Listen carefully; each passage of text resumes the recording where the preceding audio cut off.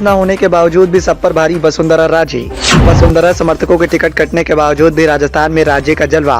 बहुमत के बाद बीजेपी के पास नहीं है वसुंधरा राजे के अलावा कोई विकल्प। वसुंधरा की चमक के आगे राजस्थान बीजेपी के नेता बेचैन। राजस्थान की सियासी सरगर्मियां इन दिनों सातवें आसमान पर देखने को मिल रही हैं। वहीं राजस्थान बीजेपी में गजब की तकरार का माहौल भी देखने को मिल रहा है। एक तरफ वसुंधरा राजे ने मोर्चा संभाल रखा है तो दूसरी तरफ गजेंद्र सिंह शेखावत अपना जोर लगाते हुए दिखाई दे रहे हैं। लेकिन राज्य का जलवा लगातार बरकरार है। राज्य के जलवे के आगे बीजेपी हाईकमान नतमस्तक होता हुआ दिखाई दे रहा है। राजस्थान की पूर्व सीएम वसुंधरा राजे को बीजेपी ने मुख्यमंत्री पद का चेहरा तो नहीं बनाया, इसके बावजूद भी वह राजस्थान बीजेपी के नेताओं पर भारी होती हुई दिखाई दे रही हैं। वसुंधरा राजे के कट्टर समर्थक घर पर बैठे हैं या फिर नदरी चुनाव के मैदान में लड़ रहे हैं। हालांकि वसुंधरा राजे समर्थकों को टिकट नहीं देने के बावजूद भी पूर्व सीएम राजे सब पर भारी होती हुई दिखाई दे रही हैं। सियासी जानकारों का कहना है कि भले ही वसुंधरा राजे समर्थकों के टिकट बड़े पैमाने पर काट दिए गए हों, लेकिन 200 में से 70 उम्मीदवार ऐसे हैं जो वसुंधरा राजे के समर्थक माने जाते हैं। ऐसे में विधानसभा चुनाव के बाद यदि बीजेपी को बहुमत मिलता है तो स्वाभाविक तौर पर जीतने वाले उम्मीदवार राजे का समर्थन करेंगे।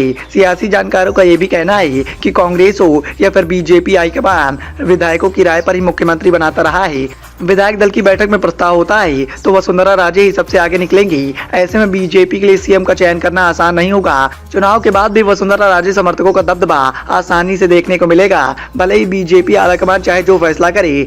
ऐसे में जब बीजेपी और विधायकों की बात आएगी तो वसुंधरा राजे सबसे आगे होंगी। वसुंधरा राजे इन दिनों केवल अपने समर्थकों के समर्थन में ही वोट मांग रही हैं। राजनीति के बड़े धुरंधरों का कहना है कि वसुंधरा राजे अपने धुर सियासी विरोधियों पर 3 वजह से भारी हैं। बीजेपी में वसुंधरा राजे जैसा खद्दारी नेता नहीं है। राजे समाज के सभी वर्गों में सीधी पकड़ है। तीसरा, वसुंधरा राजे का सिंधिया घराने से होना। 3 ऐसी बड़ी वजह हैं जिनकी वजह से वो सब पर भारी होती हुई दिखाई दे रही हैं। सियासी जानकारों का ये भी कहना है कि भले ही वसुंधरा राजे के समर्थकों को टिकट ना मिला हो, लेकिन 200 में से 70-80 उम्मीदवार ऐसे हैं जो कट्टर समर्थक माने जाते हैं। ऐसे में किसी भी वक्त बाजी पलट सकती है।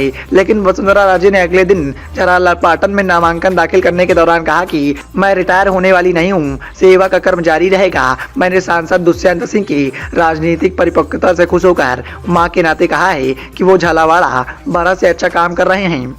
सूचियों के ऐलान के बाद से ही लगातार राजस्थान बीजेपी में सीएम पद को लेकर तकरार देखने को मिल रही है। राजस्थान में बीजेपी इस बार बिना चेहरे के चुनाव लड़ रही है। वसुंधरा राजे को इस बार सीएम फेस घोषित नहीं किया गया है। इससे पहले 2 चुनाव वसुंधरा राजे के चेहरे पर लड़े गए थे। बीजेपी ने जीत भी हासिल की थी, लेकिन इस बार पीएम मोदी के चेहरे पर चुनाव लड़ा जा रहा है। वसुंधरा राजे के दुर्विरोधी माने जाने वाले केंद्रीय मंत्री गजेंद्र सिंह शेखावत कहते रहे हैं कि चुनाव के बाद संसदीय बोर्ड की मीटिंग के दौरान यह तय किया जाएगा कि किसे सीएम बनाया जाए। शेखावत खुद सीएम पद के लिए दावेदारी ठोक रहे हैं। ऐसे में बीजेपी के लिए चुनाव के बाद मुख्यमंत्री पद का चयन करना टेढ़ी कीट साबित हो सकता है। फिलहाल बीजेपी में सीएम पद को लेकर लगातार सस्पेंस बना हुआ है। ऐसे में इस बात की चर्चाएं जोरों पर चल रही हैं कि क्या चुनाव जीतने के बाद बीजेपी को संकट का सामना करना पड़ सकता है। वैसे राजस्थान में सीएम पद को लेकर केंद्रीय मंत्री गजेंद्र सिंह शेखावत, दिया कुमारी, महंत कमलनाथ का नाम चर्चा में शामिल हो रहा है। हालांकि बाबा बालकनाथ ने हाल ही में जनसभा में वसुंधरा राजे को भावी मुख्यमंत्री बताकर